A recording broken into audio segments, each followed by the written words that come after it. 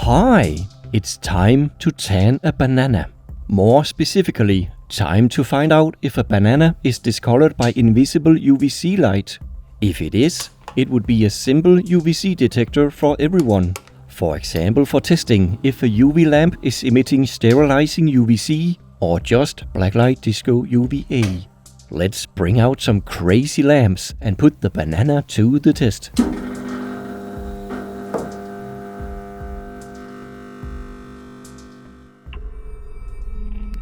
Avoid UVC radiation.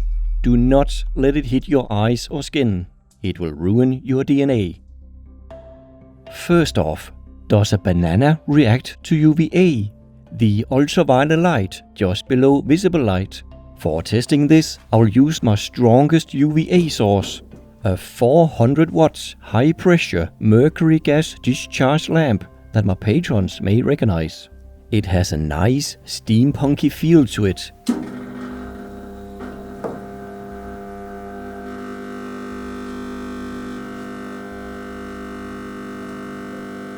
The output is a lot of UV light centered around 365 nanometers and heat.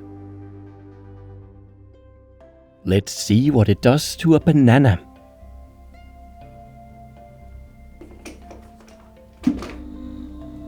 This lamp is a slow cold starter. Full output takes up to 10 minutes to reach, so I'll let the banana cook for 25 minutes in front of this beast, giving it at least 15 minutes at full output. Did the banana change color? Doesn't look like it, even though I can feel the heat coming from the lamp. Just like the plastic table cover that clearly expanded from the heat. So 400 watts of UVA and heat did next to nothing to the banana. Perhaps not the biggest surprise since sunlight contains UVA and heat, and bananas don't discolor from being in sunlight for 15 minutes. Bananas can be used for detecting UVA radiation though. Around the brown dots forming on a ripened banana, there is a fluorescent halo you will only spot with UVA light. Pretty cool.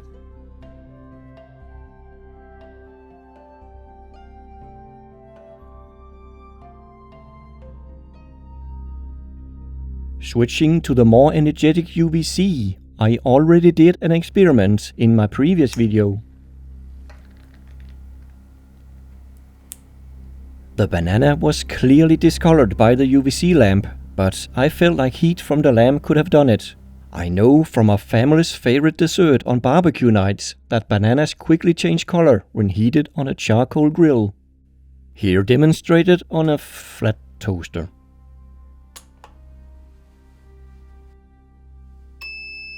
After 2 minutes, the color change is beginning.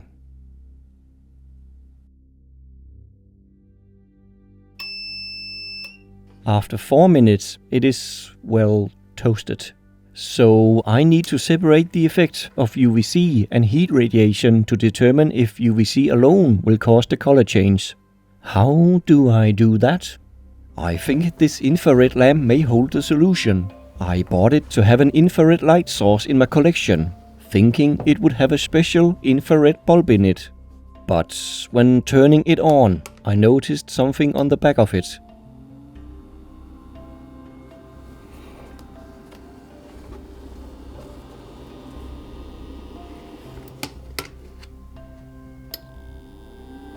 Looks like warm white light. Not something to expect from a pure infrared emitter. Let's open her up.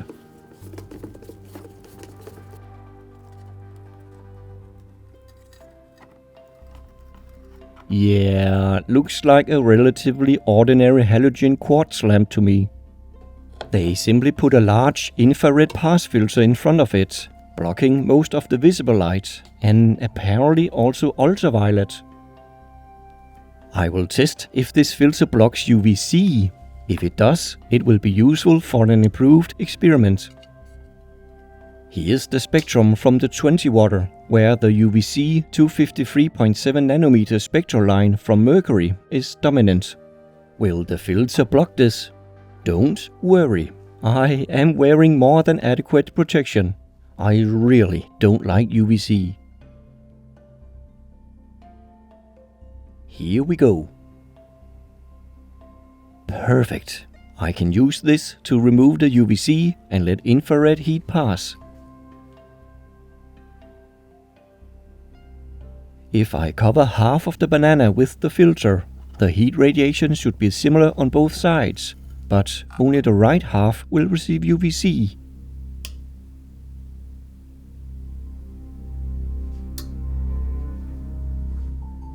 "20 minutes later, we can check the results.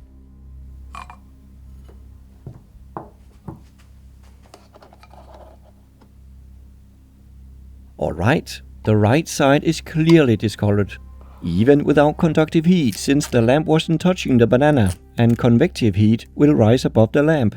UVC is guilty, more than the heat radiation. I still feel like heat conduction could have an effect too when the lamp is touching the banana. I would like to use a much thinner UVC filter. If only my sunscreen would protect against UVC, but it doesn't, for reasons explained in my previous video. Enter industrial sunscreen. This will protect against UV all the way down to UVC at 250 nanometers, including the 254 nanometers from mercury lamps.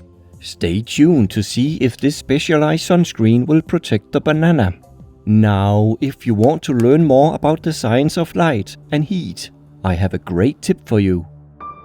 Brilliant is a problem-solving website and app that teaches you how to think like a scientist with interactive courses and challenges. Their Science Essentials course, for example, helps you understand the physics behind the different heat transfers I have briefly mentioned in this video. Brilliant's hands-on learning style and interactive challenges will give you a deep understanding of the various terms and concepts involved. This way, you will be able to work out the stunning conclusions on your own. I'm a fan of science and always like learning more about it. If you are like me, then I highly recommend you go to brilliant.org/brainiac75 and sign up for free. As a bonus, the first 200 people using the link will even get 20% off the annual premium subscription. Then you can do more crazy stuff without any safety warnings from me. Alright, let me lube up the banana in sunscreen.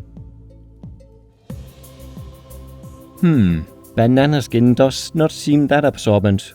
I wonder if this will make any difference at all. Only one way to find out. Let's give it 15 minutes of exposure like in the original test. Did the sunscreen make any difference? Yes, the lubed left side is in better shape. There is a little discoloring where the lamp was touching the banana though. It could be from heat and too thin a layer of sunscreen, but take a look at this ridge. It received the same UVC and heat on both halves, but only the unprotected half was affected. The conclusion must be, yes, bananas can be used to detect, well, at least indicate UVC. I just wish they were more sensitive to it. So far, I have only had a result using a 20-watt lamp, more or less touching the banana for 15 minutes. That's quite intense.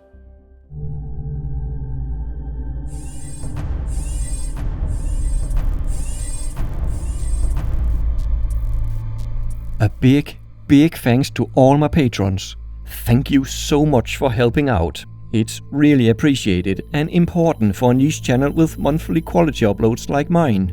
For just $1 a month, you can help me out too and get full access to all my posts on patreon.com. Link to my Patreon page in the description. Thank you. Okay, if you want to see more UVC, I have a video about an odd bulb that looks like an incandescent. But is it?